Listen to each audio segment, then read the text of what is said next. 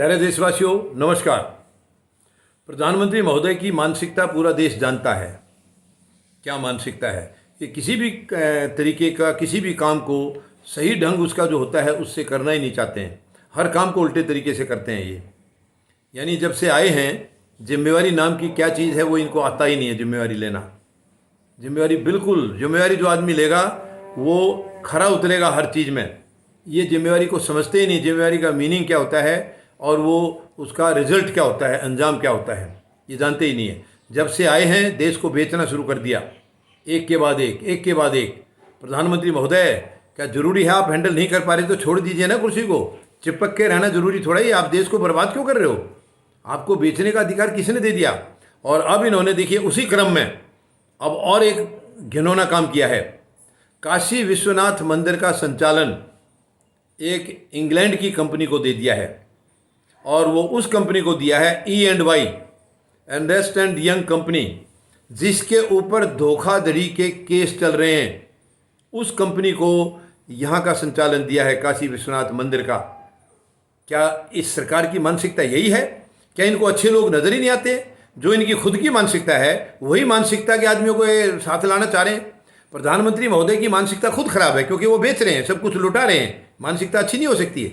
मैं कोई दोष नहीं लगा रहा हूँ उनके ऊपर। जो वो काम कर रहे हैं मैं तो उस काम से उसका अंदाज़ा लगा के कह रहा हूँ। उनके काम से नज़र आ रहा है कि वो गैर जिम्मेदारी से काम करते हैं।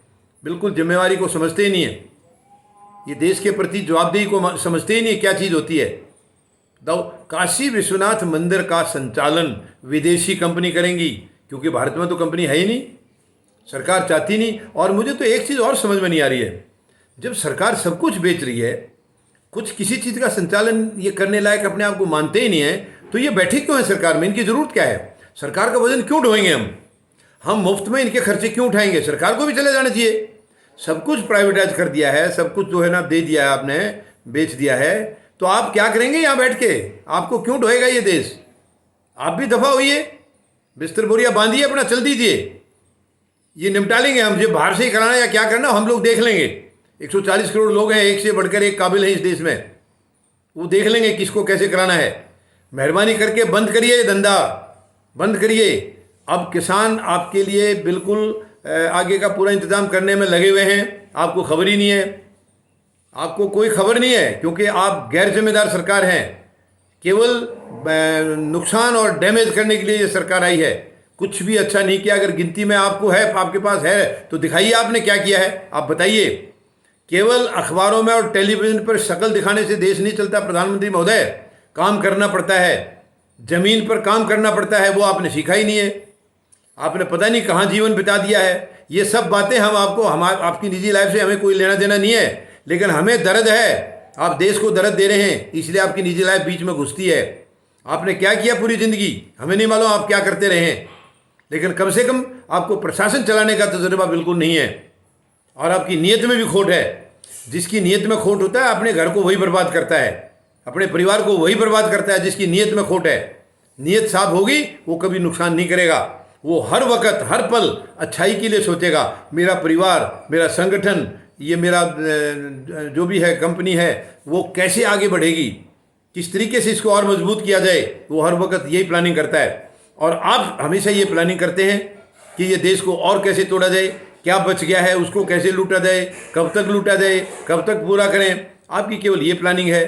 तो आप देश हित में तो है ही नहीं। आप देश हित में नहीं है। आप संवैधानिक कुर्सी पर बैठे हैं लेकिन संवैधानिक तरीके से नहीं बैठे हैं।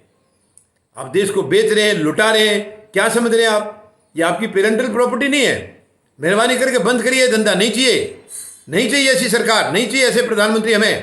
प्लीज़ लीव दिस, छोड़ दीजिए, बकस दीजिए इस देश को, मत और डैमेज करिए। ये बहुत दुख की बात है। मंदिर आपसे संचालन नहीं हो रहा है तो इसको हम चला लेंगे।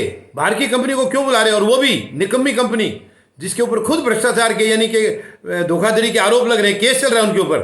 आपको यही मिलते हैं क्या?